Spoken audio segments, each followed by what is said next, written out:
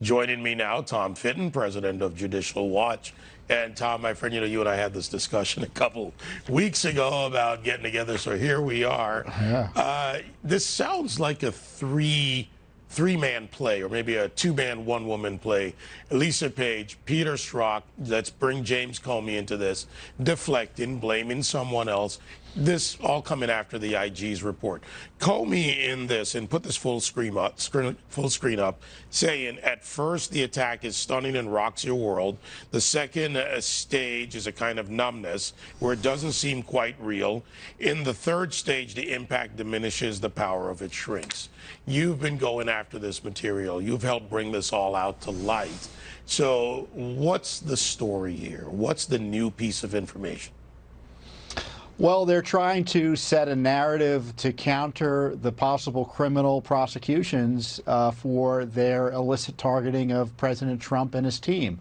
I mean, to hear Strzok complain about privacy is especially rich, given that he's alleged to have orchestrated an illegal spying campaign on Trump World, violating the privacy rights of those individuals targeted and the civil rights of the President of the United States. James Comey spying on President Trump, illegally leaking confidential FBI files about him, referred by the IG for criminal prosecution, and for, I don't know why the Department of Justice declined to prosecute him for that.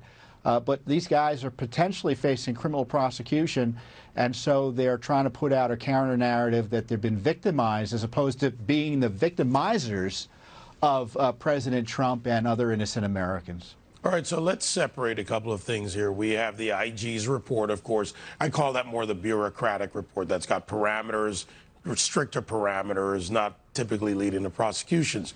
Now we have the investigation and a criminal probe by Durham.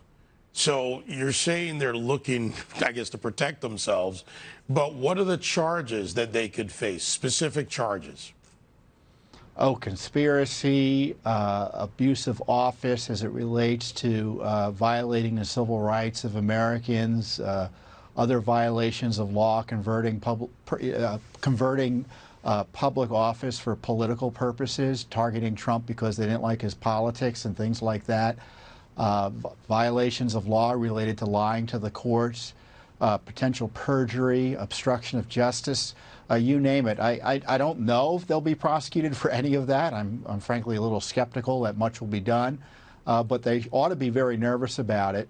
And Strzok especially has been protected, ironically, by the FBI. We're asking for documents under a FOIA lawsuit, and the FBI has been slow rolling the release of documents and don't want to give them all to us until at least the year 2021. So Strzok's been protected by this gang. Comey's been protected by this gang.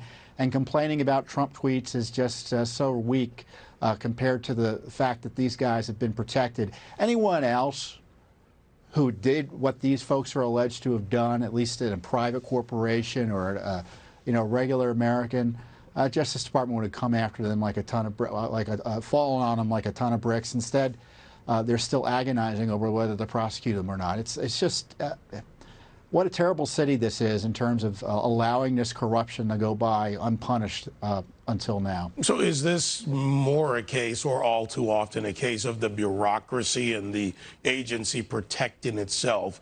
And that would bring up some serious questions for the Attorney General or the FBI Director. Well, I think the FBI director is AWOL on handling this FBI corruption that's been exposed. You have two senior leaders of the FBI, the former director, former acting director, Comey and McCabe, both referred to the DOJ for criminal prosecution. Attorney General Barr, my guess is, probably wants to pursue prosecutions, but if he's to do it, he'd probably have to write the indictments himself with Durham, given the fact he's surrounded by thousands of James Comeys at the partisan, liberal-run Justice Department. You have to remember the bureaucracy is partisan and anti-Trump, and you have to remember that's the bureaucracy that Durham and Barr are relying on to get these prosecutions, if they are being pursued, completed. You know, there's a missing name in a lot of these discussions today, Huber. And we don't hear much about that anymore. What's going on with the prosecutor out of Utah? Is there anything there? Well, supposedly he was looking at the Clinton investigations. I'm not aware of anything going on there. Justice Department was just the week before Christmas, David, in federal court against Judicial Watch. They sent 6 lawyers, Justice Department and State Department lawyers, to defend Hillary Clinton and try to shut down Judicial Watch's efforts to get more information about the emails in Benghazi. The federal court judge was skeptical. In fact, they just found the FBI 30 new Clinton emails, and they're in court trying to explain, and couldn't explain to the court how that magic happened. The Justice Department is still defending Hillary Clinton. That tells you a lot about what I expect in terms of prosecutions over Spygate. Yep, understandable skepticism by the American people. Thank you, Tom Fitton. Good to see you again, my friend.